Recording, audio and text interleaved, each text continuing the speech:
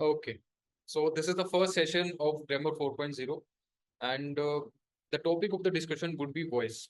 हम voice के बारे में discussion करेंगे and all of you I think might be knowing that आपको पता होगा कि 2 सेशन already upload हो चुके हैं आपके एप्लीकेशन पे। किस किस को पता है एप्लीकेशन पे अपलोड हो चुके हैं?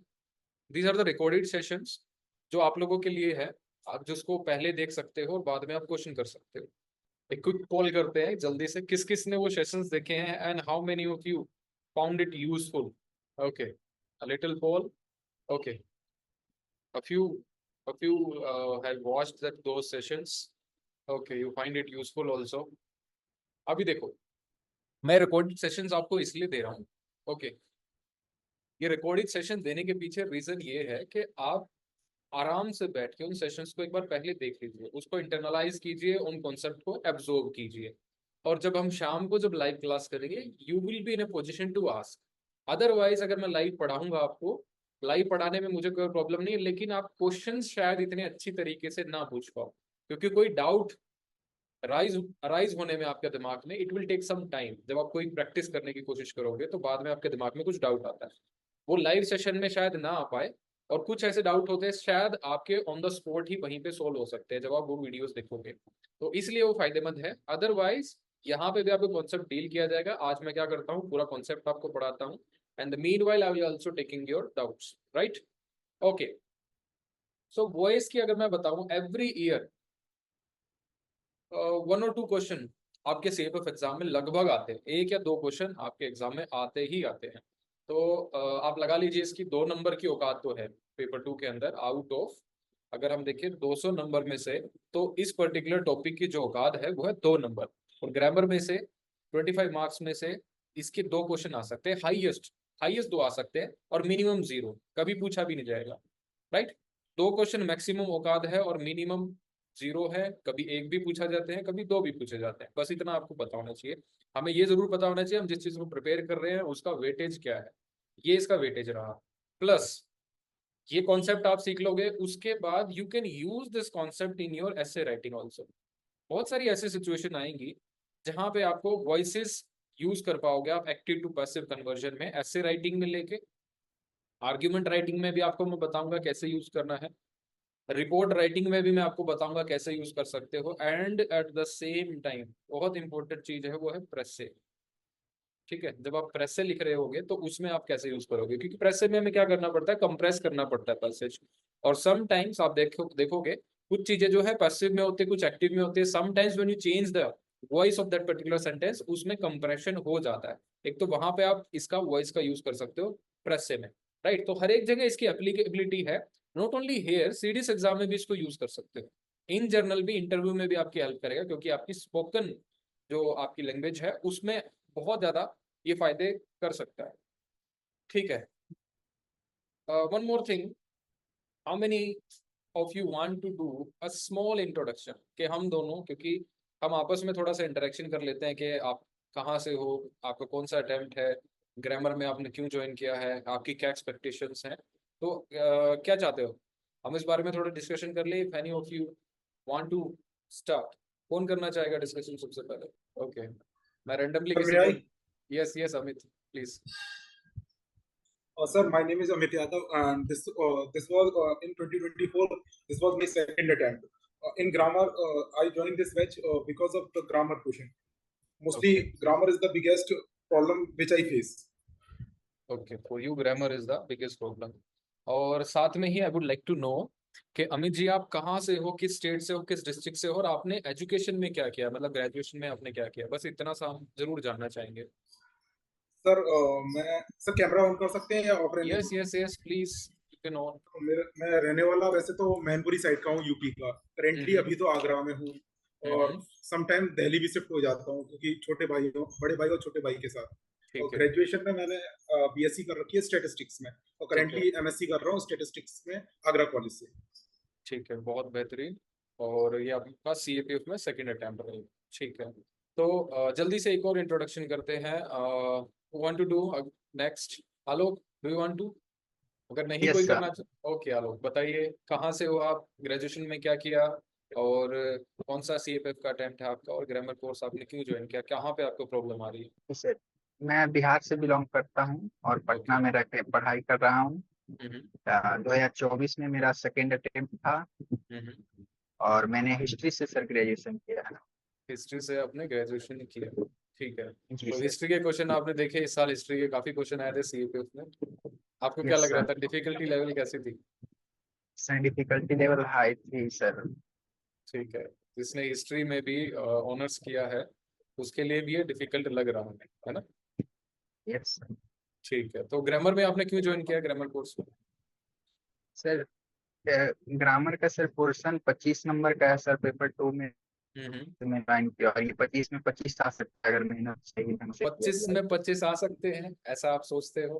कौन कौन सोचता है? Yes. Please give a thumbs up जो भी सोचता है आप लोग कि ग्रामर में 25 से 25 स्कोर किया जा सकता है। How many of you think? Okay, okay, Amit is saying yes, score किया जा सकता है, प्रभात भी बोल रहा है, जुबेर भी बोल रहा है, सभी कह रहे हैं कि इसको स्कोर किया जा सकता है। Krishna is also saying yes, इसको किया जा सकता है। देखो मैं बताऊं, 25 में से 25 जहां पे भी आपने सुना है, इट इज अ मिथ कि 25 में से 25 ग्रामर में स्कोर कर सकते हो।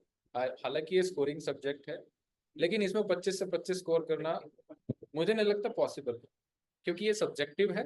काफी चीजें इसमें सब्जेक्टिव चली जाती हैं, it depends upon the examiner, it depends upon कि आप सेंटेंस में कौन सी चीजें खराब कर रहे हो। बहुत ही छोटे छोटे डिफरेंसेस होते हैं जब हम इसको ट्रांसफॉर्मेशन करते हैं, एक्टिव टू पैसिव या फिर कोई भी चीजें ले लीजिए, डायरेक्ट टू इनडायरेक्ट, उसमें छोटी कमियां रह जाती है। अब देखिए, आपको एक पर्टिकुलर वर्ड दिया जाता है, उस वर्ड को आपका मीनिंग बताना पड़ता है, उस वर्ड का मीनिंग बताना पड़ता है with the usage of some meaningful sentences.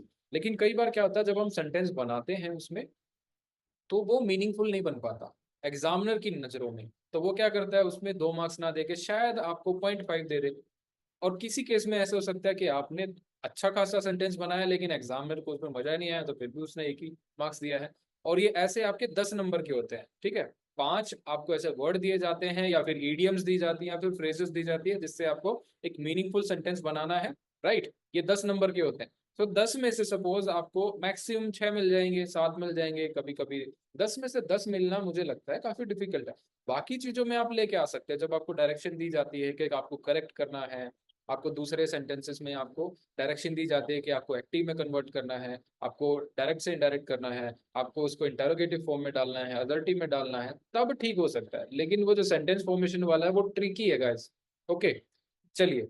अच्छा, थोड़ा सा और जान लेते हैं। अंकित, आप बताइए अपने बारे में। हम तो डेली कनेक्ट करते हैं, लेकिन बाकी लोगों को भी, क्योंकि ये लंबी जर्नी होगी, आप लोग एक साथ कनेक्ट होंगे तो अच्छा लगेगा एक दूसरे से इंटरेक्शन करना।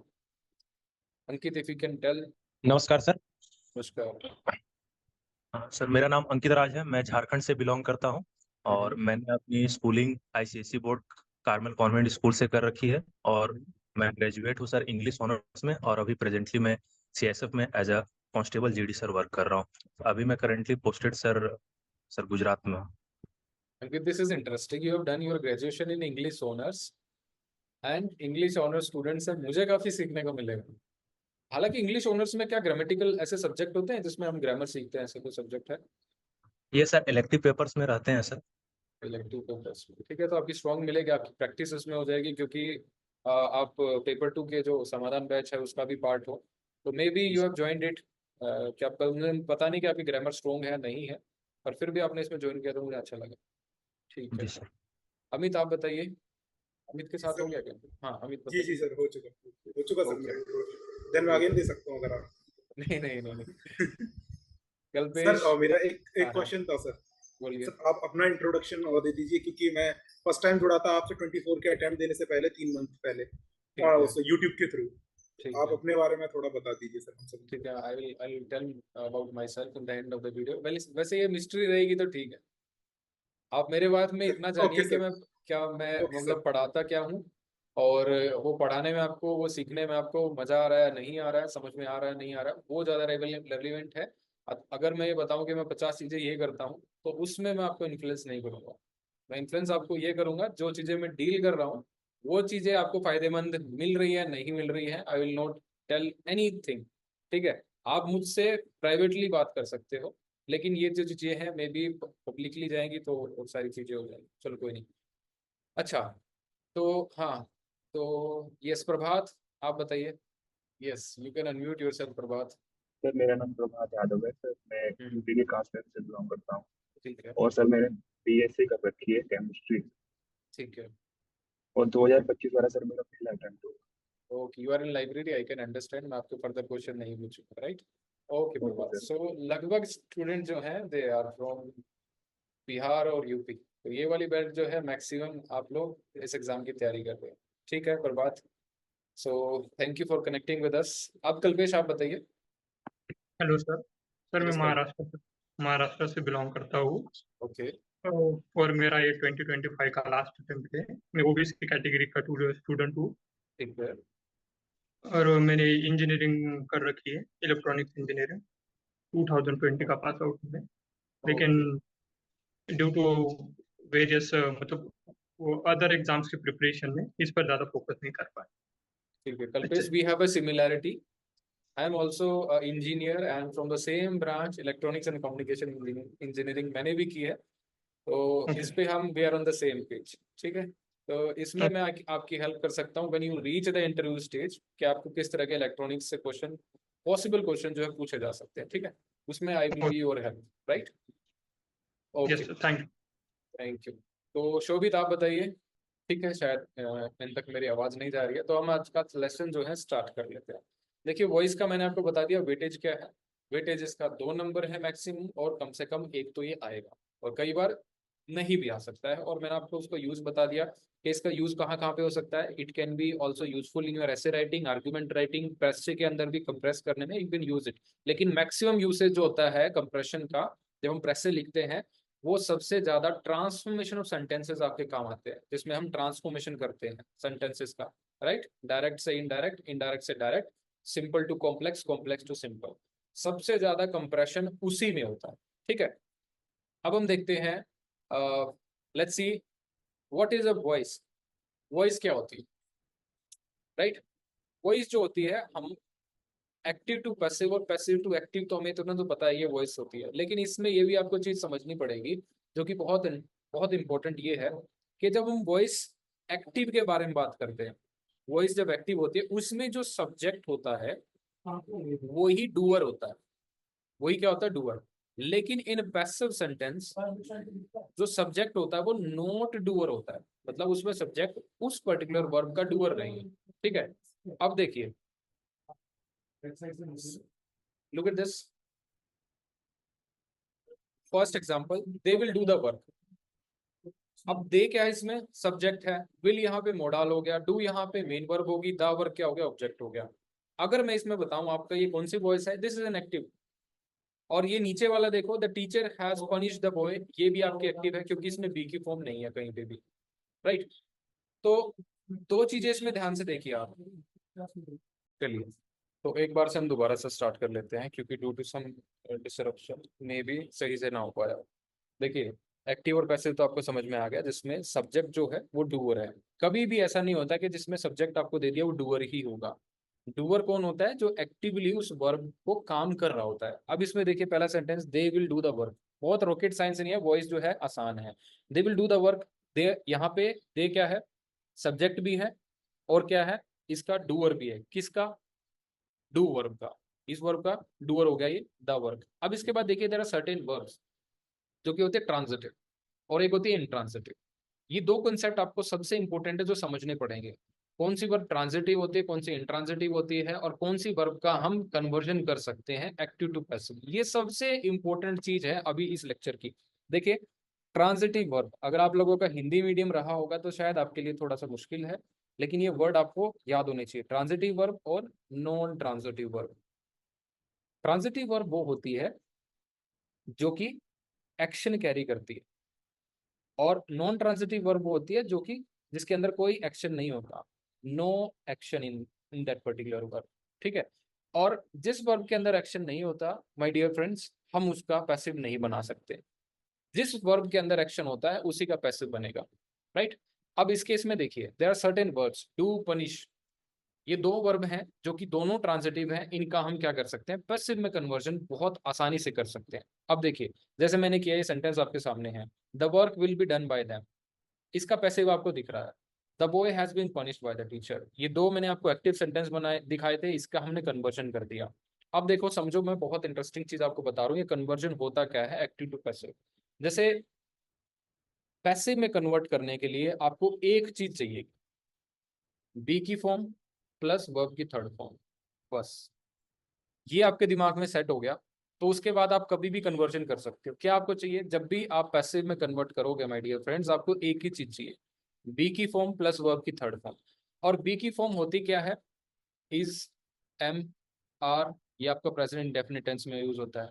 वॉज, वर, ये आपका पास्ट इंडेफिनिट टेंस में यूज होता है। उसके बाद बीन जो कि परफेक्ट में यूज होता है, और बीइंग जो है कॉन्टिन्यूस में यूज होता है। ये होती है हमारी बी की फॉर्म। दीज आर बी की फॉर्म। थोड़ा सा नीचे चलोगे तो आपके सामने आ जाएगी, ये बी है और ये बी की फॉर्म्स है, is, am, are, was, were, been और बीइंग। बीन कब यूज होता है? जब हम परफेक्ट टेंस बना रहे होते हैं। बीइंग कब यूज होता है? जब हम कॉन्टिन्यूस टेंस बना रहे हैं। तो बी ये है बेस फॉर्म, और बेस फॉर्म की ये क्या है? ऑफशूट्स हैं, जो कि हम प्रेजेंट इंडेफिनिट टेंस में यूज करते हैं, पास्ट इंडेफिनिट टेंस में, परफेक्ट टेंस में, परफेक्ट कॉन्टिन्यूस टेंस में, राइट। ये इतना आपको जरूर समझ में आ गया होगा। अब बी की फॉर्म जो है वो कैसे यूज होती है, ध्यान से देखो। बी की फॉर्म दो तरीके से हम यूज करते हैं। एक तो कॉन्टिन्यूस टेंस बनाने के लिए, क्या करने के लिए? Continuous tense. और दूसरा पैसिव, राइट। कॉन्टिन्यूस टेंस बनाने के लिए और पैसिव बनाने के लिए। पैसिव वाले तो ये है ही, जो हम आज करने वाले हैं वो एक्टिव टू पैसिव है। पैसिव में क्या होगा? हम बी की फॉर्म प्लस वर्ब की थर्ड फॉर्म, जो मेन वर्ब होगी उसको हम वर्ब की थर्ड फॉर्म पास्ट पार्टिसिपल में कन्वर्ट करके लिख देंगे, तो हमारा हो जाएगा वो पैसिव में। लेकिन बी की फॉर्म, बी के साथ वर्ब की आईएनजी फॉर्म जब हम यूज करते हैं वो होता है कॉन्टिन्यूस टेंस। ये पैसिव नहीं होता, ये कॉन्टिन्यूस टेंस होता है। बस अगर इतना आपको समझ में आ गया तो हमारी काफी चीजें जो अभी तक जो है हमने 20% कवर कर लिया है। अब देखो, इसमें देखो, अब हम देखते हैं, सबसे पहले डायरेक्ट हम यहीं पे देख लेते हैं कि एक पैसिव वॉइस को हम कन्वर्ट कैसे करते हैं। एक सेंटेंस आपके सामने मैं लेके आता हूँ। Look at this sentence, Vivek died in war. ठीक है, ये कौन सा सेंटेंस है? किस टाइप का सेंटेंस है? इज इट एक्टिव और पैसिव? क्या है ये? नहीं अंकित, ये नहीं ले सकता, मैं आपका नाम नहीं लूंगा इसमें। ये बताओ, Vivek died in a war, active है पैसिव है? एक्टिव है सर। ठीक है, क्या हम इसका पैसिव बना सकते हैं? I think no sir. Okay, हम इसका पैसिव नहीं बना सकते, रीजन क्या है? सर डाई जो यहाँ पे है ये इंट्रांजिटिव वर्ब है। बहुत बेहतरीन, ये है इनट्रांजिटिव वर्ब। मैंने आपको बताया था, जो वर्ब हैपनिंग होती है, देयर आर सर्टेन वर्ब्स जिसमें हैपनिंग है, जिसमें डूइंग नहीं है। डाई जो है वो हैपनिंग है, ठीक है, वो काम होता है, उसमें कोई एक्शन नहीं है, कोई डूइंग नहीं है। जिस भी वर्ब में डूइंग होगा, कोई काम होगा, वो होती है ट्रांजिटिव। और जो भी वर्ब हैपनिंग होती है वो होती है इनट्रांजिटिव। तो डाइड हैपनिंग है, इनट्रांजिटिव वर्ब है, इसका पैसिव बनेगा नहीं। लेकिन दूसरी वर्ब जैसे किल्ड हो गया, Vivek killed enemy in a war, suppose, यहाँ पे हमने किल्ड यूज किया है। ये किल्ड कौन सी वर्ब है? पास्ट इंडेफिनिट टेंस की वर्ब है, ठीक है। और इस किल्ड का हम आसानी से क्या बना सकते हैं? पैसिव बना सकते हैं। अब इसका पैसिव कैसे बनाएंगे, क्या कोई बता सकता है? Yes sir. बताइए। Hello sir. enemy has sorry sir, enemy was killed by Vivek in war. Yes, in a war, ठीक है। अब hello sir. Yes, hello Jain sir. जय हिंद कृष्णा। सर एक डाउट था सर मेरा। हम्म। सर ये मतलब एक्टिव पैसिव के लिए सर टेंस का सीखना जरूरी होता है क्या सर? क्योंकि मैंने टेंस अभी तक पढ़ी नहीं है और फर्स्ट टाइम में सर आपसे ही ग्रामर पढ़ रहा हूँ। ठीक है, टेंस देखो, टेंस वैसे आने चाहिए लेकिन जरूरी नहीं है। अच्छा सर। अभी जब हम सेशन कंप्लीट करेंगे तो उसमें टेंस का आपको बहुत ज़्यादा मतलब ऐसे यूसेज जरूरत नहीं पड़ेगी, लेकिन टेंस आने चाहिए, लेकिन कन्वर्जन में जरूरत नहीं पड़ेगी टेंस की। ठीक है अभी सर देखो, ठीक। अभी देखो, इन्होंने बताया कि हमने जब इसका कन्वर्जन किया, Vivek killed enemy in a war. अब मैंने यहाँ पे लिखा enemy was killed by Vivek in a war, suppose हमने ये लिख दिया। अब यहाँ पे आपके सामने बस एक क्वेश्चन होना चाहिए दिमाग में, हमने ये जो बी की फॉर्म है वॉज, ये क्यों यूज की? क्योंकि गिवन सेंटेंस में किल्ड जो है ये मैंने बताया आपको पास्ट इंडेफिनिट टेंस है, ठीक है, पास्ट इंडेफिनिट टेंस है। अब पास्ट इंडेफिनिट टेंस है माय डियर, तो हमारे पास ऑप्शन ये रह जाता है, पास्ट इंडेफिनिट टेंस में हम बी की फॉर्म कौन सी यूज करेंगे, या तो वॉज या तो हम वर को यूज करेंगे, हमारे पास यही ऑप्शन बन जाता है, ठीक है। अब हमारे सामने एनिमी है, अब एनिमी क्या हो गया, सब्जेक्ट हो गया, और सब्जेक्ट के हिसाब से वर्ब यूज होती है, तो एनिमी क्या है, सिंगुलर। अब एनिमी के हिसाब से हम वॉज का यूज करेंगे ना कि वर का, तो ये आपके दिमाग में रहना चाहिए। तो एनिमी वॉज ये होगी, और मैंने आपको बताया था जब भी हम पैसिव का कन्वर्जन करेंगे तो उसके साथ वर्ब की थर्ड फॉर्म आएगी। So enemy was killed by Vivek in a war, right. अब इतना समझ में आ गया, बी की फॉर्म भी होगी वॉज और वर्ब की थर्ड फॉर्म होगी, तो ये दोनों मिलके क्या बनाएंगे, दोनों मिलके ये पैसिव बना देंगे, ठीक है। अब आप कुछ एक चीजें और देखिए फटाफट, हम इसमें ये देख लेते हैं। ओके, सो अभी तक हमने सीखा है कि ओनली दोज वर्ब्स जिसके अंदर कुछ डूइंग है उन्हीं का हम क्या बना सकते हैं, पैसिव बना सकते हैं। Only transitive verb can be converted into passive sentences and there are certain verbs which are intransitive which can not be made which can not be converted into passive. बस एक ही समझ में आया हमें। दूसरा, हम पैसिव तभी बना सकते हैं जब उसमें बी की फॉर्म होगी और बी की फॉर्म के साथ वर्ब की थर्ड फॉर्म होगी, ठीक है, बी की फॉर्म होगी और वर्ब की थर्ड फॉर्म होगी। जो भी सेंटेंस के अंदर मेन वर्ब दी जाएगी उसको हम थर्ड फॉर्म में कन्वर्ट कर देंगे, और बी की फॉर्म हम क्या करेंगे, we will use it according to the tense given. Suppose एक क्वेश्चन आपका यहाँ पे आता है, एक प्रैक्टिस क्वेश्चन देख लेते हैं, विल सी अ क्वेश्चन। हाँ, goes to school every day, ठीक है, ये हमारे सामने क्वेश्चन है। अब ये तो है active sentence, Ajit goes to school every day, ठीक है। यहाँ पे गोज क्या होगी, इंट्रांजिटिव वर्ब। क्या लगता है? इंट्रांजिटिव वर्ब वो होती हैं जिसके बाद कोई ऑब्जेक्ट नहीं लिखा जाता, ठीक है। इंट्रांजिटिव वर्ब होती है जिसके बाद कोई भी ऑब्जेक्ट नहीं लिखा जाता और उसका पैसिव नहीं बनता। तो क्या इसका पैसिव बन सकता है? नहीं बन सकता, इसका पैसिव बनेगा ही नहीं, ठीक है, because it's a intransitive verb. तो ये तो क्वेश्चन ये था। अब मैं आपको ये बता रहा था,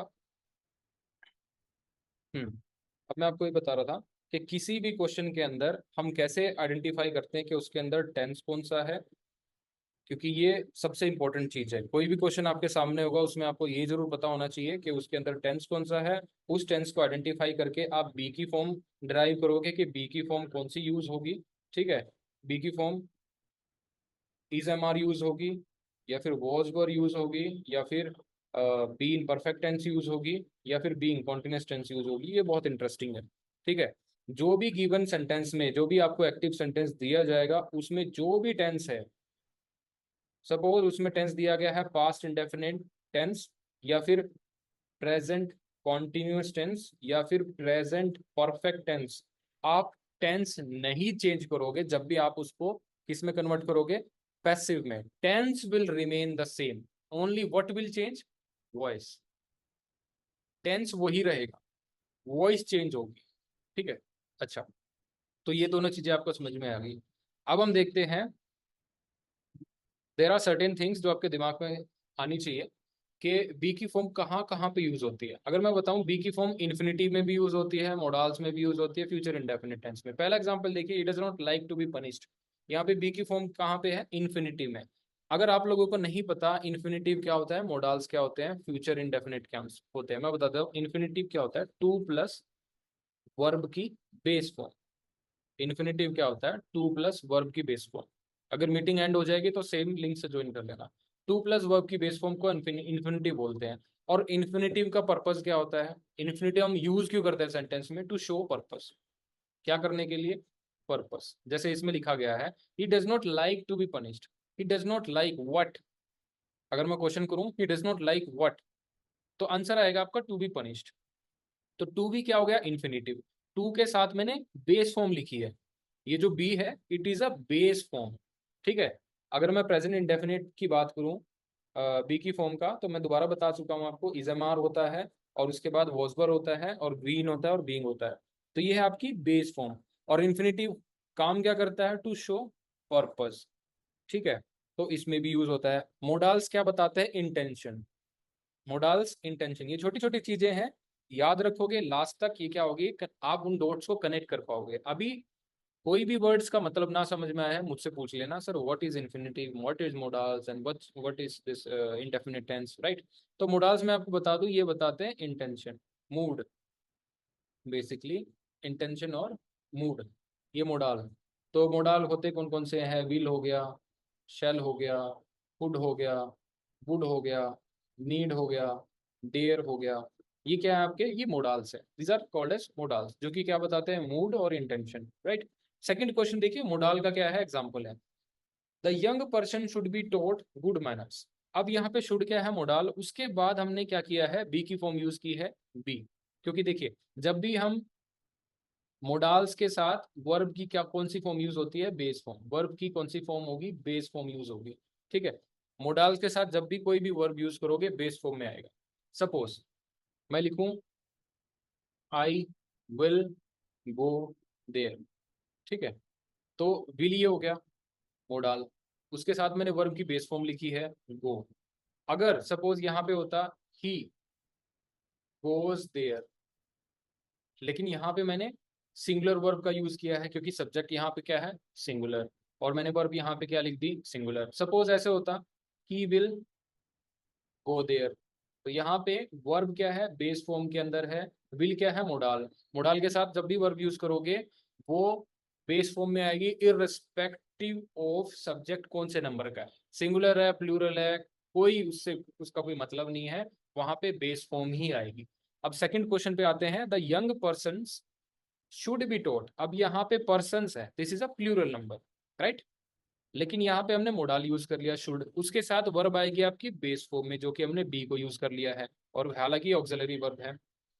उसके साथ मेन वर्ब है, देखो ये टॉट, ये है वर्ब की थर्ड फॉर्म। तो इससे क्या पता लगा? गिवन सेंटेंस क्या है? पैसिव। क्यों? क्योंकि बी की फॉर्म के साथ वर्ब की थर्ड फॉर्म है। जब भी आपको बी की फॉर्म के साथ वर्ब की थर्ड फॉर्म मिलेगी तो वो क्या होगा? पैसिव होगा। तो ये आइडेंटिफाई करना भी आना चाहिए, क्योंकि कई बार स्टेटमेंट आपको दी जाती है सीएफएफ एग्जाम में कि change the voice of the given sentence, उसमें ये नहीं लिखा जाता कि कई बार इसको चेंज इन एक्टिव वॉइस या फिर चेंज इन पैसिव वॉइस, कई बार सिर्फ ये बोला जाएगा change the voice of the given sentence. अब इसके अंदर देखिए, अगर आपको नहीं पता सपोज गिवन सेंटेंस में ये एक्टिव में है पैसिव में है, मुझे चेंज किस में करना है, तो आपके लिए मुश्किल हो जाएगी। तो आपको सबसे पहली चीज आनी चाहिए identification, you need to identify कि गिवन सेंटेंस किस में है, एक्टिव में है पैसिव में। एक्टिव मैंने आपको बता दिया, उसमें बी की फॉर्म नहीं मिलेगी। पैसिव में क्या होगा? बी की फॉर्म के साथ वर्ब की थर्ड फॉर्म मिलेगी, और ये बी की फॉर्म कोई भी हो सकती है, वो इज भी हो सकती है, वो एम भी हो सकती है, वो आर भी हो सकती है, वो वॉज भी हो सकती है, वो वर भी हो सकती है, वो बीन भी हो सकती है, और वो बीन भी हो सकती है, और वो खुद बी भी हो सकती है, बेस फॉर्म भी हो सकती है, ठीक है। तो ये हमारी बी की फॉर्म, इसके साथ जब भी वर्ब की थर्ड फॉर्म मिलेगी वो होगा पैसिव। प्लस जब भी आप कन्वर्जन करोगे, दोबारा से बता देता हूं, टेंस विल नॉट चेंज। अगर वो प्रेजेंट इंडेफिनिट टेंस है माय डियर, तो it will remain as a present indefinite. अगर गिवन सेंटेंस आपका सपोज एक्टिव सेंटेंस में है, वो प्रेजेंट इंडेफिनिट टेंस है, आप पैसिव में कन्वर्ट करोगे टेंस सेम रहेगा, चेंज क्या होगी? वॉइस। अगर आपका पास्ट इंडेफिनिट टेंस में है, सपोज पास्ट इंडेफिनिट टेंस में आपका पैसिव वॉइस दी गई है, आपको एक्टिव में चेंज करनी है, तो आपका टेंस पास्ट इंडेफिनिट जरूर रहेगा, लेकिन बी की फॉर्म हट जाएगी, वर्ब की थर्ड फॉर्म वहां पे नहीं यूज होगी, ठीक है। अभी हम कुछ देखते हैं, उससे उसके बाद हम फ्यूचर इंडेफिनिट का कोई एग्जांपल देखते हैं। देखिए, he will be punished for his miss behaviour, he subject हो गया, विल क्या होगा? दोबारा से फ्यूचर का रेफरेंस हो गया, और बी पनिश्ड फ्यूचर का रेफरेंस हो गया, फ्यूचर इंडेफिनिट टेंस है क्योंकि बी की फॉर्म के साथ वर्ब की थर्ड फॉर्म यूज की गई है, तो ये क्या है? Passive mind. So present indefinite tense के कुछ एक और एग्जांपल देख लीजिए, जैसे मैंने आपको बताया है, इज एम आर बी की फॉर्म यहाँ पे आपको जो मिलेगी ये आपको बताती है प्रेजेंट इंडेफिनिट टेंस है। जैसे she is taught English daily bye her class teacher, अब यहाँ पे इज टॉट है, और सेकंड सेंटेंस में I am often invited to attend party by my friend, यहाँ पे भी प्रेजेंट इंडेफिनिट टेंस है, क्योंकि मैंने आपको बताया था प्रेजेंट इंडेफिनिट टेंस के में आपको इज एम आर मिलेगा। तो these are the form of present indefinite tense. Okay, so आप मुझे ये बताइए कि कितने लोगों को ये ऐसे लग रहा है कि yes it is valuable to to know this basic things, या फिर मैं थोड़ा सा हाई लेवल पे एकदम पढ़ाना शुरू करूँ, because I need this feedback from you. ठीक है, yes Amit? Sir basic yes sir. Sir, yes sir, basic से सही है सर। बेसिक से सही है ना? देखो अभी तक हमने वॉइस में क्या सीखा? वॉइस में बी की फॉर्म के साथ वर्ब की थर्ड फॉर्म यूज होगी या फिर आईएनजी फॉर्म यूज होगी। समराइज कर लेते हैं, दो ही तरीके से यूज होती है बी की फॉर्म। बी की फॉर्म के बाद कभी भी अगर वर्ब लिखोगे, समझो जरूरी नहीं है लिखना, जैसे मैंने लिख दिया ही इज अ बॉय, ये बी की फॉर्म ही तो है इज, लेकिन इसके बाद मैंने कोई वर्ब यूज नहीं करी। ठीक है, ये इज क्या है? सिर्फ लिंकिंग वर्ब है। इज क्या है? लिंकिंग वर्ब है। और लिंकिंग वर्ब क्या करती है? उसके बाद जो भी लिखा होता है वो उसका कॉम्प्लीमेंट होता है। क्या समझे? ही इज अ बॉय, बॉय क्या है? ये नाउन, ये नाउन कॉम्प्लीमेंट है जो कि किसको? ही को डिस्क्राइब कर रहा है, राइट? इज क्या है? एक लिंकिंग वर्ब भी है, और इज क्या है? आप एज ए वर्ब भी यूज कर सकते हो। सो जब ये लिंकिंग वर्ब होती है और इसके बाद हम कोई दूसरी वर्ब नहीं यूज करते, और जो भी उसके बाद जो लिखा होता है it will behave as a complement. Complement क्या होते हैं? एडजेक्टिव होते हैं। ठीक है, एडजेक्टिव क्या होते हैं? नाउन को डिस्क्राइब करते हैं। तो ये वाला जो नाउन है, ये जो वाला जो नाउन एडजेक्ट कॉम्प्लीमेंट है, ये किसके लिए यूज हुआ है? ही के लिए। सो अ बॉय, ये ही के लिए यूज हुआ है। कैसे पता लगा? क्योंकि इज क्या है? लिंकिंग वर्ब, दोनों को कनेक्ट कर दिया। तो मैंने आपको बताया है कि जरूरी नहीं है हमेशा हम बी की फॉर्म के बाद कोई ना कोई वर्ब यूज करें, लेकिन जब भी आप बी की फॉर्म के साथ कोई भी वर्ब यूज करोगे तो it can be in two forms. वो दो फॉर्म के अंदर होगी, या तो बी की फॉर्म को आप वर्ब की आईएनजी फॉर्म के साथ यूज करोगे या फिर वर्ब की थर्ड फॉर्म के साथ यूज करोगे। इसको याद, इसको दिमाग में बैठा लो। जब आप बी की फॉर्म को वर्ब की थर्ड फॉर्म के साथ यूज करोगे वो बन जाएगा आपका पैसिव, और जब भी आप बी की फॉर्म को वर्ब की आईएनजी फॉर्म के साथ यूज करोगे वो बनेगा आपका एक्टिव। ये तभी बनेगा जब आप बी की फॉर्म के बाद कोई वर्ब लिख रहे हो। अगर आप वर्ब लिखना ही नहीं चाहते, वो लिंकिंग वर्ब हो जाएगी, जो कि उसके बाद लिखे हुए कॉम्प्लीमेंट को उसके सब्जेक्ट से क्या करेगी या फिर उसके नाउन से क्या करेगी? लिंक कर देगी। उसको हम बोलते हैं लिंकिंग वर्ब। अब देखिए यहाँ पे हम प्रेजेंट इंडेफिनिट के पास आ गए थे। प्रेजेंट इंडेफिनिट हमने देखा जिसमें इज एम आर का यूज किया गया है, और ये तीनों एग्जाम्पल क्या है? ये तीनों एग्जाम्पल किसके हैं? पैसिव वॉइस के। कैसे पता चला? क्योंकि तीनों में बी की फॉर्म के साथ हमें वर्ब की थर्ड फॉर्म दिख रही है। Is taught, am often, are held. ठीक है, ये भी वर्ब की थर्ड फॉर्म है। ओफन भी इनवाइटेड, सॉरी इनवाइटेड वर्ब की थर्ड फॉर्म है, और टॉट भी क्या है? वर्ब की थर्ड फॉर्म है। अब पास्ट इंडेफिनिट टेंस के एग्जांपल देख लेते हैं जिसमें वॉज और वर यूज होता है। ये भी पनिश्ड वर्ब की थर्ड फॉर्म है, सिलेक्टेड भी वर्ब की थर्ड फॉर्म है। ये क्या है? हमारे पैसिव के। Present perfect, present sorry present perfect, past perfect और फ्यूचर परफेक्ट, यहाँ पे भी हम बी की फॉर्म यूज करते हैं। जैसे हैज के साथ बीन इलेक्टेड। अब देखो ये इंटरेस्टिंग है, ये क्या है? इंटरेस्टिंग है। अगर मुझे कोई इसका टेंस बता पाए, he has just been elected as a member of the committee, ये कौन सा टेंस है? If anybody can tell. Present perfect tense sir. Excellent, ठीक है, ये है प्रेजेंट परफेक्ट टेंस। अब देखिए प्रेजेंट परफेक्ट टेंस क्या होता है? प्रेजेंट परफेक्ट टेंस होता है हैज की फॉर्म प्लस वर्ब की थर्ड फॉर्म, ये होता है प्रेजेंट परफेक्ट टेंस। अब देखो हैज की फॉर्म, और इसमें वर्ब की थर्ड फॉर्म कौन सी वाली है? बीन है या इलेक्टेड है? ये क्वेश्चन आपके लिए। इलेक्टेड है सर, इलेक्टेड। इलेक्टेड। और कौन है इलेक्टेड वाला? इलेक्टेड है सर। इलेक्टेड। और कौन कौन है? अमित भी है, ठीक है। अब मैं आपको बता दूं, आप सभी गलत हो। जो वर्ब की थर्ड फॉर्म यहाँ पे बीन है माय डियर, ठीक है। एक गलती आपकी ठीक होगी, अभी तक जो आपने लर्न किया था वो गलत था। अब आप समझ लीजिए, हैज के साथ वर्ब की थर्ड फॉर्म जब भी यूज होती है उसको हम बोलते हैं, ठीक है, प्रेजेंट परफेक्ट टेंस, राइट, उसको हम बोलते हैं प्रेजेंट परफेक्ट टेंस। लेकिन यहाँ पे जो आपने बताया ये इलेक्टेड जो है, ये वर्ब की थर्ड फॉर्म जरूर है, लेकिन ये हैज के साथ नहीं यूज हुई है माय डियर, ये बीन के साथ यूज हुई है। सपोज, सपोज अगर आप कह रहे हो, एक पल के लिए मैं मान लेता हूँ कि आपने जो बोला है हैज के साथ वर्ब की थर्ड फॉर्म इलेक्टेड यूज हुई है, तभी ये क्या बन रहा है? परफेक्ट टेंस, ठीक है। और आप मुझे बता दीजिए कि इससे पहले एक बार मैं क्वेश्चन और कर लेता हूँ, जो गिवन सेंटेंस है ये एक्टिव है पैसिव है? पैसिव वॉइस में। पैसिव वॉइस है, ठीक है। ठीक है, तो ये आपका ठीक है, ये पैसिव है क्योंकि बी की फॉर्म के साथ वर्ब की थर्ड फॉर्म यूज हुई है ना। तो जब ये बी की फॉर्म है और इसके साथ वर्ब की थर्ड फॉर्म यूज हुई है ना, तो ये हो गया हमारे पैसिव। ये स्ट्रक्चर कौन सा हो गया माय डियर, ये बनाता है पैसिव। और हमें परफेक्ट बनाना है। पैसिव स्ट्रक्चर तो हमारा खड़ा होगा हमारे साथ, परफेक्ट भी कैसे बनेगा, जब हैज या फिर हैव के साथ वर्ब की थर्ड फॉर्म यूज होगी। अब वर्ब की थर्ड फॉर्म तो ऑलरेडी बी की फॉर्म के साथ ये आ चुकी है, इलेक्टेड, है ना, बीन इलेक्टेड, ये तो माय डियर आ चुकी है। अब मुझे हैज के साथ क्या चाहिएगा, बीन चाहिएगा। ये जो बीन है ये भी वर्ब की थर्ड फॉर्म है, जैसे मैंने आपको दिखाया यहाँ पे देखो, ये भी वर्ब की थर्ड फॉर्म है। और ये हैज के साथ मिल के क्या बना रही है, परफेक्ट। तो इतना क्या हो गया, परफेक्ट टेंस, और इतना क्या हो गया, passive. Yes Amit, you have question. Sir जो बी इन के साथ इलेक्टेड आया है वो उसको पैसे बनाने का शो कर रहा है, और जो हैज के साथ बीन आया है वो सेंटेंस को शो कर रहा है कि वो परफेक्ट है। हाँ, यही यही बात है, ठीक है, ठीक है। अब नेक्स्ट देखते हैं, परफेक्ट का एक और एग्जांपल देख लेते हैं। She had already been admitted to hospital. ठीक है, अब देखिए, अब जैसे मैंने आपको बी की फॉर्म बताई, एक और बी की फॉर्म दोबारा देखते हैं। बी की बेसिक फॉर्म पास्ट प्रेजेंट पर इंडेफिनिट टेंस की ये फॉर्म है, पास्ट इंडेफिनिट टेंस की ये है, प्रेजेंट परफेक्ट की ये है, प्रेजेंट कॉन्टिन्यूअस टेंस की ये है। ऐसे ही हैव की फॉर्म भी होती है। ठीक है, हैव की बेसिक फॉर्म होती है हैव, उसके साथ उसकी प्रेजेंट इंडेफिनिट फॉर्म होती है हैज और हैव, अकॉर्डिंग टू जो भी सब्जेक्ट होगा। सब्जेक्ट सिंगुलर है तो हैज यूज करेंगे, सब्जेक्ट प्लूरल है तो हैव यूज करेंगे। और परफेक्ट टेंस में कौन सी होती है उसकी, हैड।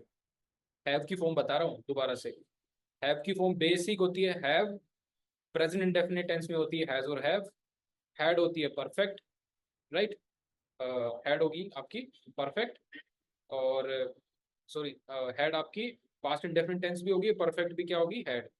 ठीक है, तो दोबारा से एक बार देख लीजिए। प्रेजेंट इंडेफिनिट टेंस में हैज और हैव, पास्ट इंडेफिनिट टेंस में हैड, और परफेक्ट में भी हैड यूज होती है, और कॉन्टिन्यूअस टेंस में उसका कुछ होता नहीं। ठीक है, हैविंग होता है, पोजेशन के लिए यूज करते हैं हैविंग, हैविंग हम किसी पोजेशन के लिए यूज करते हैं। ठीक है, अच्छा, तो ये होगी हमारी हैव की बेस, हैव की भी फॉर्म होती है। अब यहाँ पे देखिए, question is she had already been admitted to hospital. She had already been admitted to hospital. तो इसमें हैड क्या है, इसमें पहले तो टेंस बताओ। कोई भी आपके सामने क्वेश्चन आ जाए, सबसे पहले उसका टेंस आइडेंटिफाई करो। अगर हम वॉइस चेंज कर रहे हैं तो टेंस बताइए, had been admitted, past, past perfect, हाँ, पास्ट परफेक्ट टेंस हो गया। और इसकी वॉइस क्या है, पैसिव, पैसिव हो गई। ठीक है, अगर मुझे इसी को एक्टिव में चेंज करना होगा तो हम कैसे करेंगे, चलो वो बाद में देखते हैं। अभी आइडेंटिफिकेशन कर लिया हमने कि ये जो है गिवन सेंटेंस क्या है, पास्ट परफेक्ट है, वॉइस इसकी पैसिव है। अब देखिए पास्ट परफेक्ट कैसे है, हैड के साथ वर्ब की थर्ड फॉर्म यूज होगी, हैड प्लस बीन, ये मेरा बनाएगा पास्ट परफेक्ट। और बीन के साथ वर्ब की थर्ड फॉर्म यूज होगी, ये मेरा बनाएगा पैसिव। ठीक, अंडरस्टूड, आइडेंटिफिकेशन आ गई है हमें, आइडेंटिफिकेशन में कोई प्रॉब्लम नहीं है। लास्ट सेंटेंस और बता दो, my friend will have been admitted by now. बताइए, ये इसका पहले टेंस बताइए। Future perfect tense, future perfect tense passive, passive voice. और पैसिव वॉइस, ठीक है, ओके, एक्सेलेंट। अब हम बी की फॉर्म को कॉन्टिन्यूअस टेंस में भी यूज कर सकते हैं। अभी तक देखो, दोबारा रिवाइज कर लेते हैं, हम कर क्या रहे हैं, हम ये देख रहे हैं कि बी की फॉर्म जो है कहाँ कहाँ पे यूज होती है। बी की फॉर्म इन्फिनिटिव बनाने में यूज होती है, और इन्फिनिटिव क्या होते हैं, टू प्लस वर्ब की बेस फॉर्म। ओके, और इन्फिनिटिव क्या काम करते हैं, पर्पस बताते हैं किसी भी चीज का। जैसे ही वर्क डेली टू अर्न, वो डेली काम करता है किस लिए। अब ये टू इन्फिनिटिव हो गया ना हमारा, ये इन्फिनिटिव है, टू प्लस वर्ब की बेस फॉर्म होगी earn. He work daily for what, purpose बताएगी इन्फिनिटिव, टू अर्न, कमाने के लिए। ठीक है, तो ये पर्पस बताती है। मोडाल क्या होते हैं, इंटेंशन और मूड। ठीक है, अब इतना पता चल गया। तो हम कर क्या रहे हैं, बी की फॉर्म कहाँ कहाँ पे यूज होती है बता दिया। प्रेजेंट इंडेफिनिट में यूज होती है, पास्ट इंडेफिनिट में यूज होती है, परफेक्ट में यूज होती है, कॉन्टिन्यूअस में यूज होती है, और पार्टिसिपल और एज ए जेरेंड भी काम करती है। अब देखो what is participle and what is gerund. Participle देखो दो होते हैं, पार्टिसिपल दो होते हैं, कौन कौन से? एक तो प्रेजेंट पार्टिसिपल, ये छोटी छोटी चीजें हैं, बाद में कनेक्ट हो जाएंगी, अभी के लिए देख लो, दोबारा इनके अलग चैप्टर होंगे तब पता चल जाएगा। एक होता है प्रेजेंट पार्टिसिपल, एक होता है पास्ट पार्टिसिपल। ठीक है, प्रेजेंट पार्टिसिपल, पास्ट पार्टिसिपल, दोनों ही क्या काम करेंगे? एडजेक्टिव का। किसका? एडजेक्टिव का। दोनों ही किसकी तरह बिहेव करेंगे? एडजेक्टिव के। और ये पार्टिसिपल प्रेजेंट पास्ट ये है क्या? ये वर्ब की फॉर्म है। क्या ये? वर्ब की फॉर्म है। अब प्रेजेंट क्या है, पास्ट कैसे, कैसे आइडेंटिफाई करेंगे? जब भी वर्ब की आईएनजी फॉर्म, ठीक है, एज ए एडजेक्टिव काम करेगी, उसको हम पार्टिसिपल बोलेंगे। जब भी वर्ब की third form as a participle काम करेगी, ठीक है, एज एन एडजेक्टिव काम करेगी, उसको हम पास्ट पार्टिसिपल बोलेंगे।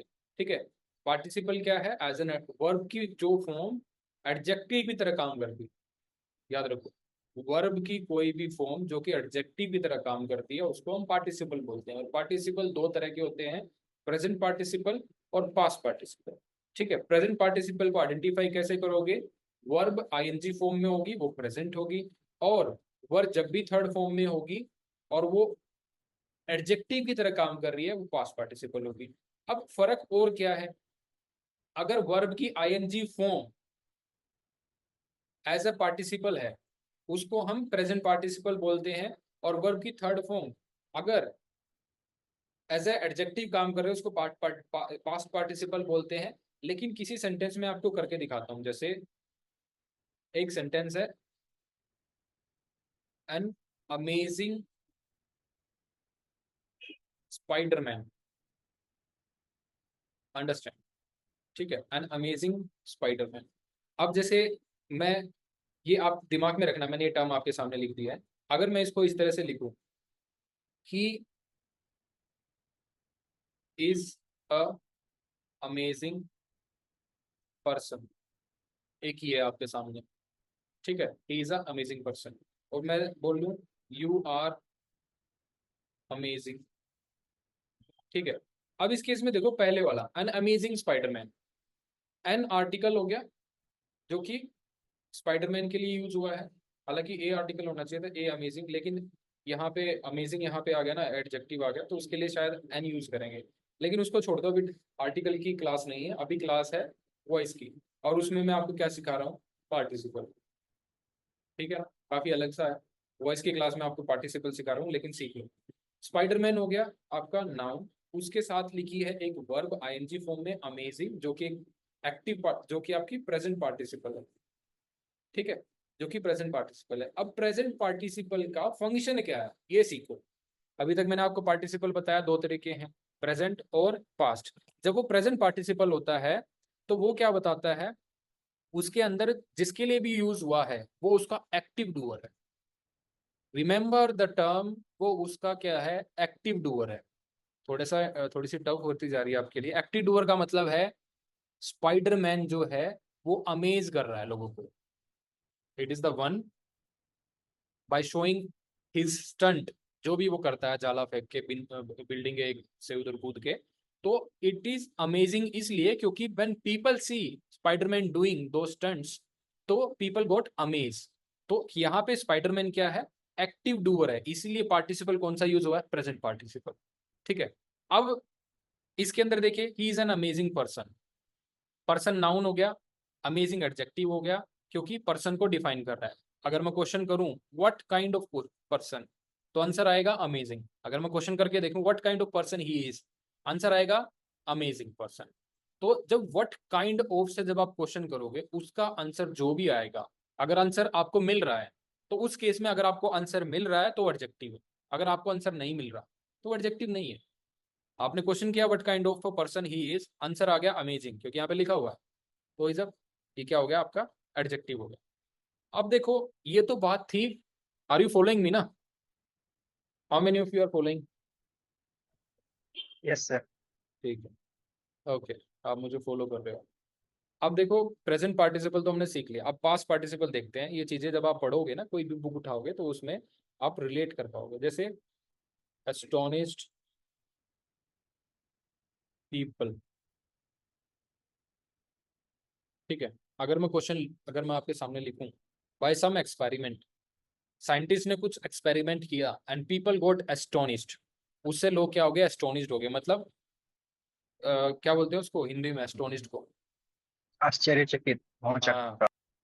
हाँ, वो चक्का हो गए। अब इसमें पीपल डूअर है या फिर इसमें रिसीवर है? बताओ, लोगों ने रिसीवर।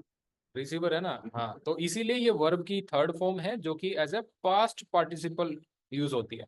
इसमें जिसके साथ भी आप वर्ब की third form as a past participle use करोगे वो उसका क्या होगा, नॉट डूअर।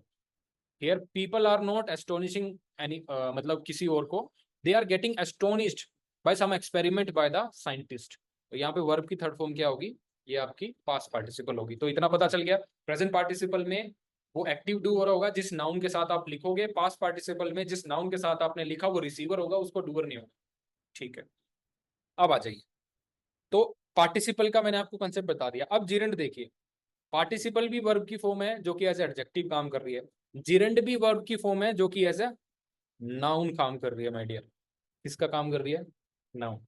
ठीक है, वर्ब की कौन सी फॉर्म, आईएनजी फॉर्म। कोई भी वर्ब होगी उसके साथ आपने आईएनजी लगा दिया और वो जिरंड बन गया। कब बनेगा, जब वो एज ए नाउन बिहेव करेगी। पार्टिसिपल के केस में ऐसी वर्ब जो कि एज ए एडजेक्टिव बिहेव कर रही है, और जिरंड में वर्ब जो कि एज ए नाउन की तरह बिहेव कर रही है। ठीक है, पहला क्वेश्चन देखिए, नोबडी लाइक्स बीइंग चीटेड।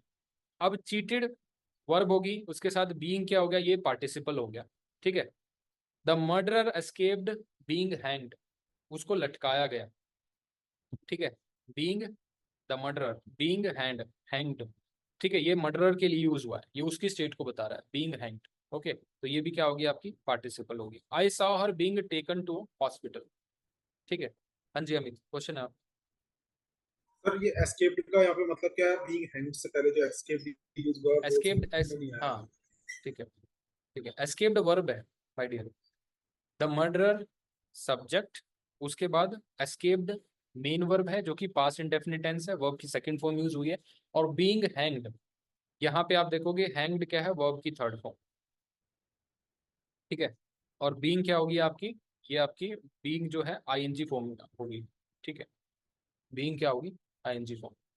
तो इसमें यूज हो रहा है ये। तो आपने एस्केप पूछा था ना, एस्केप का आंसर हो गया, ये है वर्ब सेकंड फॉर्म। ओके, अब इसके साथ ये देखिए, हाँ एस्केप मीन्स रन हो गई। दो चीजें याद रखिए, future continuous tense and perfect continuous tense, इनका पैसिव नहीं बनता। ठीक है, future continuous tense and perfect continuous tense do not admit of passive voice expressions. ये थोड़ा सा याद रख लेना, कुछ एग्जांपल बाद में देख लेंगे। अब देखिए, there are certain rules to make passive voices. हालांकि अब आपको ज्यादा कुछ रूल्स नहीं रटने हैं, आपको बेसिक फॉर्मेट मैंने आपको बता दिया कि सब्जेक्ट होगा आपकी वर्ब, उसमें गिवन सेंटेंस में उसकी एक वर्ब लिखी होगी, उसके बाद एक ऑब्जेक्ट लिखा होगा। ये हमारी एक्टिव सेंटेंस की बात। जब हम उसको पैसिव में कन्वर्ट करेंगे तो ऑब्जेक्ट क्या हो जाएगा आपका, यहाँ पे आ जाएगा, और वर्ब के साथ आपको बी की फॉर्म यूज करनी पड़ेगी, राइट। और सब्जेक्ट कहाँ आपका, लास्ट में चला जाएगा। ओके, ये है एक्टिव टू पैसिव कन्वर्शन। अब पहला केस देखिए, कई बार क्या होता है, कुछ ऐसे नाउन आपको मिलते हैं जो कि प्रॉब्लमेटिक है। आपको लगेगा ये नाउन क्या है, प्लूरल है, लेकिन वो होगा सिंगुलर। कई बार वो सिंगुलर है लेकिन होगा प्लूरल, क्योंकि कई केसेस में क्या होता है, कुछ नाउन ऐसे होते हैं जो कि सिंगुलर प्लूरल सेम होते हैं। कई नाउन ऐसे होते हैं जो प्लूरल दिखते हैं लेकिन सिंगुलर होते हैं। जैसे हम बिलियर्ड्स की बात करें, सिंगुलर नाउन है ये, बिलियर्ड्स गेम का नाम है ना, सिंगुलर है। कई बार आप इसको सोच रहे होगे कि यार ये तो प्लूरल नाउन होगा। अगर ये प्लूरल नाउन होता तो इसकी जगह मैं वर यूज करता, बिलियर्ड्स वर प्लेड, या फिर आर प्लेड बाय देम। ठीक है, billiards are played by them, लेकिन बिलियर्ड्स क्या है, सिंगुलर नाउन। ऐसे ही स्पेक्टिकल्स देखोगे, ये प्लूरल नाउन है। ठीक है, तो स्पेक्टिकल्स मैंने यहाँ पे लिखा, और उसके बाद वर गिवन मैंने लिख दिया। वर गिवन लिखने के पीछे रीजन क्या है, क्योंकि गेव जो है ये मेरी पास्ट इंडेफिनिट टेंस है माय डियर। तो पास्ट इंडेफिनिट टेंस है और मुझे इसका वॉइस चेंज करना है, तो टेंस तो सेम रहेगा, टेंस तो वही है, were given past indefinite tense है, लेकिन मैंने इसकी वॉइस चेंज कर दी, मैंने इसमें बी की फॉर्म डाल दी। और बी की फॉर्म किसके अकॉर्डिंग आएगी, according to the tense of the given sentence. अब इसके अंदर टेंस कौन सा था, पास्ट इंडेफिनिट टेंस, और पास्ट इंडेफिनिट टेंस में मैं क्या यूज कर सकता हूँ, वॉज वर। लेकिन वॉज और वर में से कौन सा चूज करना है, that depends upon the subject. अब जब आप सब्जेक्ट इसके अंदर क्या लोगे, स्पेक्टिकल्स, क्योंकि हम पैसिव वॉइस में चेंज कर रहे हैं ना, पैसिव वॉइस में ऑब्जेक्ट सब्जेक्ट बन जाएगा, तो स्पेक्टिकल्स पे डिपेंड करेगी आपकी कौन सी वर्ब आएगी, बी की। तो यहाँ पे हमने इसलिए वर्ब यूज किया है, बस खत्म हो गया इतने में। यहाँ तक समझ में आया? यही अगर चीज समझ में आ गई तो आगे कोई दिक्कत नहीं, इतना बता दो। ये जो मैंने कन्वर्जन किया है, यस सर। ठीक है, सबकी मुझे यस या नो चाहिए, बताओ, थोड़ा थोड़ा और बताओ, बताइए। I am waiting. Okay, okay, ठीक है, ठीक है। अब सेकंड रूल देखते हैं। इंटेरोगेटिव वर्ड्स आपने सुने हैं, whom हो गया, what हो गया, which हो गया, ठीक है, और who हो गया, these are the interrogative pronoun. अब आप लोगों को शायद ये डाउट हो सकता है, सर प्रोनाउन क्या होते हैं? प्रोनाउन वो चीज होती हैं which are used in the place of a noun, जो नाउन को रिप्लेस कर सके, वो प्रोनाउन है, ठीक है। Those words which can replace noun, वो प्रोनाउन हो गए। और प्रोनाउन भी 8-10 तरह के होते हैं, रिफ्लेक्सिव प्रोनाउन, इंडेफिनिट प्रोनाउन, ठीक है, और इसके साथ एम्फेटेटिक प्रोनाउन, बहुत तरह के प्रोनाउन होते हैं। उसमें से एक है इंटेरोगेटिव प्रोनाउन। और इंटेरोगेटिव प्रोनाउन में अगर आप देखोगे, उसके वो है 4, विच, व्हाट, whom और who, ठीक है, विच, व्हाट, whom और who, ये हो गया आपके इंटेरोगेटिव। अगर आपको सेंटेंस के अंदर विच और व्हाट मिल जाए, तो जब आप विच और व्हाट सेंटेंस के अंदर एज अ सब्जेक्ट काम कर रहे हैं, और उनको आप एज ए ऑब्जेक्ट जब ट्रीट करोगे, तो जब वो एज ए ऑब्जेक्ट जब आप लिखोगे, तो आप कैसे लिखोगे, बाय लगा के, बाय विच और बाय व्हाट, ठीक है, ये तो आपको हो जाएगा। लेकिन आपको अगर सेंटेंस में हु मिलता है, और हु बाय डिफॉल्ट सब्जेक्ट होता है, और जब आप उसको ऑब्जेक्ट बनाओगे तो आपको बाय हुम लिखना पड़ेगा। क्या लिखना पड़ेगा, बाय हुम। और जब भी आपको हुम मिलेगा और उसको आपको सब्जेक्ट बनाना होगा, तो वो हु में कन्वर्ट हो जाएगा, ठीक है। बस इतना सा डिफरेंस। एक एग्जांपल देख लेते हैं, व्हाट आर यू राइटिंग।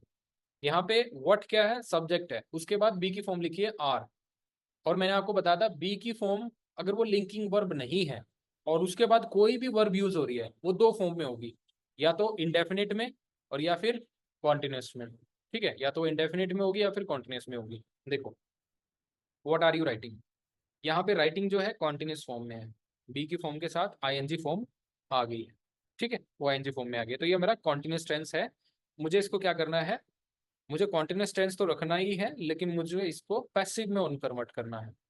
और ये टेंस अगर मैं देखूं आर, इसमें प्रेजेंट कॉन्टिन्यूस टेंस यूज हुआ है, और मुझे इसको कन्वर्ट करना है पास्ट कॉन्टिन्यूस टेंस के अंदर, ठीक है। सॉरी, पास्ट क्यों, मुझे इसको पैसिव के अंदर चेंज करना है, और वो भी कॉन्टिन्यूस रहना चाहिए, ठीक है। अब देखिए, मैंने बोला आपको, छोड़ो, मुझे ये बता दो, इस केस में व्हाट आर यू राइटिंग में सब्जेक्ट कौन सा है, यू। यू, ठीक है, सब्जेक्ट क्या है इसमें, यू है। इसमें मैंने गलत इसको आइडेंटिफाई कर लिया, you is the subject here, और यू के हिसाब से वर्ब आई है आर, ठीक है। तो यू जब सब्जेक्ट है, और इसको हम बनाएंगे ऑब्जेक्ट, और यहाँ पे व्हाट क्या है, एज अ ऑब्जेक्ट है, और इसको हम बना देंगे सब्जेक्ट, ठीक है। तो what is being written by you, ये इसका क्या हो जाएगा आंसर। हाँ, कोई डाउट है, पूछिए। सर इसमें वाई वॉट क्यों नहीं लगाया, सर वाई क्यों नहीं लगाया? वाई क्यों नहीं लगा?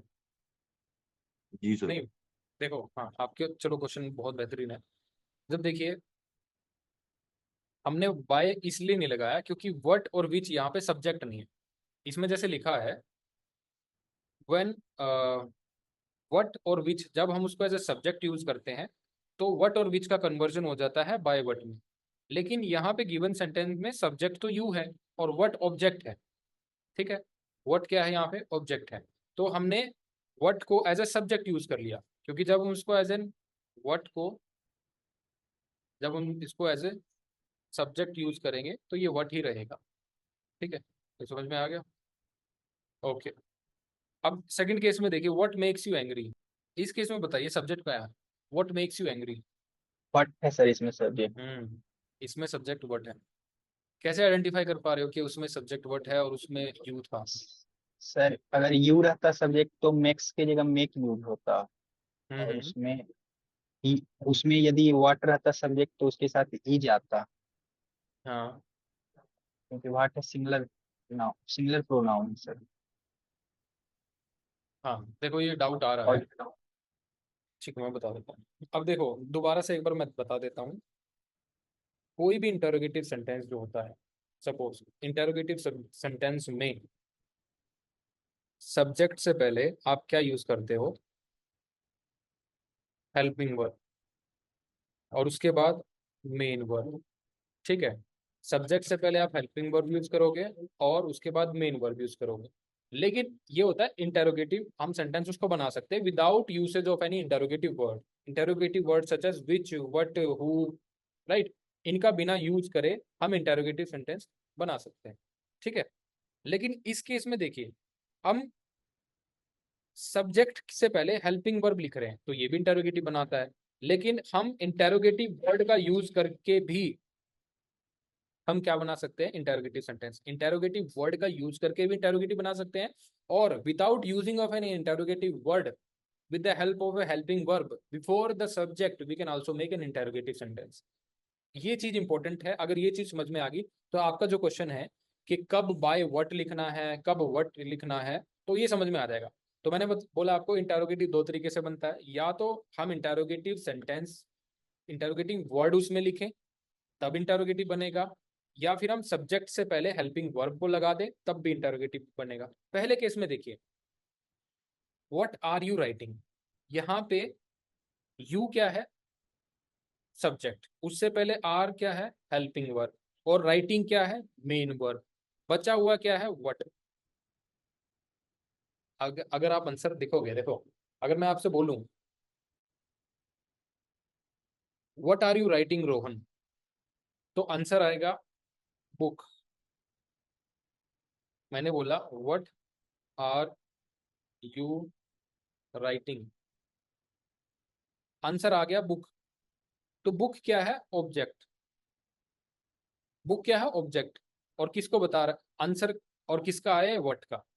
जब बुक एक ऑब्जेक्ट है और व्हाट का आंसर है तो इसका मतलब व्हाट क्या हो गया, ऑब्जेक्ट। ये आपको पूरा क्लैरिफाई हो जाएगा। मैंने क्वेश्चन किया what are you writing, answer आया मैं बुक लिख रहा हूँ, ठीक है, बुक इज द आंसर, और वो क्या होगा, ऑब्जेक्ट होगा उस वर्ब का। अब जब उसका वो ऑब्जेक्ट है और वो व्हाट को बता रहा है तो व्हाट क्या हो गया, ऑब्जेक्टिव हो गया, ठीक है। अब इस केस में देखिए what makes you angry, position देखिए वर्ब की कहाँ पे है, मेक्स मेन वर्ब है, यहाँ पे कोई हेल्पिंग वर्ब है नहीं, इस केस में हेल्पिंग वर्ब है ही नहीं। इस केस में व्हाट क्या है, इंटरोगेटिव वर्ड्स है इसीलिए इंटरोगेटिव है, और यहाँ पे यू क्या हो गया, मेक वर्ब का क्या हो गया, ऑब्जेक्ट, ठीक है। क्योंकि यू इस केस में, पहले वाले केस में यू से पहले हेल्पिंग वर्ब आर है, इसलिए क्या होगा, ये इंटरोगेटिव सेंटेंस तो है लेकिन यू एक सब्जेक्ट है। दूसरे केस में आप देखिए यू से पहले मेक्स है, मेक्स क्या, मेन वर्ब, तो इसका सब्जेक्ट कौन है, व्हाट है। What makes you angry, receiver कौन है, यू, ठीक है। What makes you angry, angry यहाँ पे वर्ब नहीं है, एडजेक्टिव है, क्या है, एडजेक्टिव। मेक कौन सी वर्ब है, लिंकिंग। मेक कौन सी वर्ब है, लिंकिंग वर्ब। और बी भी कौन सी वर्ब है, बी की जितनी फॉर्म है, is, am, are, was, were, been, being, क्या है वो, लिंकिंग वर्ब है। और मेक भी क्या है, लिंकिंग वर्ब है। ऐसी और भी वर्ब होती है, स्मेल होती है, लिंकिंग वर्ब है, टेस्ट है, लिंकिंग वर्ब है। और लिंकिंग वर्ब करती क्या है, लिंकिंग वर्ब, लिंकिंग वर्ब से लिख के बाद जो भी लिखा हुआ एडजेक्टिव है उस एडजेक्टिव को किससे कनेक्ट करती है, जो गिवन आपका सब्जेक्ट है उससे। अब देखिए मेक्स मैंने आपको बताया क्या है, लिंकिंग वर्ब, जो कि करती है लिंक किसको, उसके बाद लिखे हुए एडजेक्टिव को, किससे, लिंकिंग वर्ब से पहले लिखे हुए सब्जेक्ट से, ठीक है। अब देखिए मेक्स लिंकिंग वर्ब है, उसके बाद सर लिखा हुआ सब्जेक्ट और एडजेक्टिव का डिफरेंस क्या है सर? सब्जेक्ट और एडजेक्टिव का, हाँ सर। हाँ, सब्जेक्ट जो होता है वो वर्ब का सब्जेक्ट होता है, ठीक है। Subject is the main person of the given sentence. देखिए he is a good boy, understand this, he is a good boy, subject क्या है इसमें, ही। सब्जेक्ट क्या है इसमें? ही। इसके बाद इज क्या है? लिंकिंग वर्ब, जो कि लिंक करेगी किसको? उसके बाद लिखे हुए एडजेक्टिव को। किससे? लिंकिंग वर्ब से पहले लिखे हुए सब्जेक्ट को। ठीक है, ये सब्जेक्ट हो गया। अब देखिए, गुड बॉय, ये एक एडजेक्टिव है, किसके लिए यूज हुआ है? ही के लिए यूज हुआ है। ठीक है, यहां तक आपको समझ में आया? और आपने क्वेश्चन पूछा था सर सब्जेक्ट और लिंक, सब्जेक्ट और एडजेक्टिव में डिफरेंस क्या होता है? एडजेक्टिव जो होता है वो किसी भी नाउन की कोई ना कोई एट्रीब्यूट्स को बताता है। यहाँ पे नाउन क्या है? ही। यहाँ पे नाउन क्या है? बॉय। ठीक है, बॉय एक नाउन है, उसका एट्रीब्यूट है गुड, और ये टोटल पूरा क्या होगा? ये एक नाउन एडजेक्टिव हो गया, जिसको जो किसकी विशेषता बता रहा है? ही की। आगे समझ लो। जी सर। ठीक है, हो गया। सेकंड सेंटेंस देखो, व्हाट मेक्स यू एंग्री। यहाँ पे मेक्स क्या है? लिंकिंग वर्ब है, और एंग्री क्या है? एडजेक्टिव है, ध्यान रखना। पार्ट्स ऑफ स्पीच भी आपको आनी चाहिए। यू ऑब्जेक्ट है, व्हाट सब्जेक्ट है। और मैंने आपको बताया था जब भी व्हाट और which is used as a subject, it is change into by what. Okay, what और विच अगर किसी सेंटेंस के अंदर एज अ सब्जेक्ट यूज हो रहे हैं और हमें क्या करना है? उसका वॉइस चेंज करना है, तो हम क्या करते हैं? गिवन सब्जेक्ट को ऑब्जेक्ट बना देते हैं। तो गिवन सब्जेक्ट है व्हाट, हमें इसका बनाना है ऑब्जेक्ट, हम लगा देंगे बाय व्हाट। ऊपर वाले केस में व्हाट ऑब्जेक्ट था और उसको हमें सब्जेक्ट बनाना था, तो सब्जेक्ट कैसे बनाएंगे? व्हाट, उसको व्हाट में ही रहने देंगे ना। अब आप लोग सोच रहे होगे कि सर अगर ये व्हाट ऑब्जेक्ट है तो इससे पहले बाय क्यों नहीं लगाया? By what are you writing, by what are you writing, अगर आप ये सोच रहे हो, वहां पे बाय नहीं लगता। ठीक है, नेक्स्ट देखिए, हु टीचेस यू इंग्लिश। यहाँ पे हु जो है ये सब्जेक्ट है ऑब्जेक्ट है? बताइए। ये क्या सब्जेक्ट है? है। हाँ सब्जेक्ट है बिल्कुल, क्योंकि टीचेस मेन वर्ब है और उसके बाद ऑब्जेक्ट लिखा हुआ है यू, और इंग्लिश क्या है? ऑब्जेक्ट है, sorry sir, English. Hmm, sir you तो प्रोनाउन है। क्या यू प्रोनाउन है? हाँ यू तो प्रोनाउन है, मैं कहाँ बोल रहा हूँ आपको कि गलत है? हु टीचेस यू इंग्लिश, हाँ यू सर प्रोनाउन है। नाउन है सर, इंग्लिश नाउन है। इंग्लिश नाउन है, ठीक है, हाँ इंग्लिश नाउन है, ठीक है। यहाँ पे एज ए कम्प्लीमेंट यूज किया गया है। ठीक है, नहीं यहाँ पे ये एज ए कॉम्प्लीमेंट नहीं यूज हुआ माय डियर, क्योंकि टीच जो है, teach is not a linking verb. Teach linking verb नहीं है, टीच एक्शन वर्ब है। ठीक है, हु टीचेस यू इंग्लिश, जब टीच यहाँ पे एक्शन वर्ब है इसीलिए तो उसके बाद यू लिखा है। आज इतना ही करते हैं, we have less than a minute remaining. तो बाकी जो चीज़ें हम कल स्टार्ट करेंगे और इसको दोबारा समराइज करेंगे। ठीक है, तो आज हम क्या करते हैं? साइन ऑफ करते हैं, आज के लिए इतना ही है। रूल नंबर 2 तक हम पहुंच गए थे। किसी को डाउट है तो बताओ जल्दी, अदरवाइज मीटिंग एंड होगी तो फिर एंड होगी, हम कल कनेक्ट करेंगे। बताइए कोई नो सर, डाउट? कोई डाउट नहीं। No no sir. नहीं, सर, नो डाउट। कल इसको एक बार दोबारा क्लैरिफाई कर लेंगे हम। ठीक नो है, डाउट। ऐसे शुरुआत में कुछ क्लासेस स्लो होंगे माय डियर, उसके बाद क्लासेस थोड़ी जल्दी चलेंगी। ठीक है, you will enjoy the learning process. Grammar में तो एटलीस्ट आप स्कोर कर ही लोगे, पेपर 2 का भी हम अच्छे से करेंगे।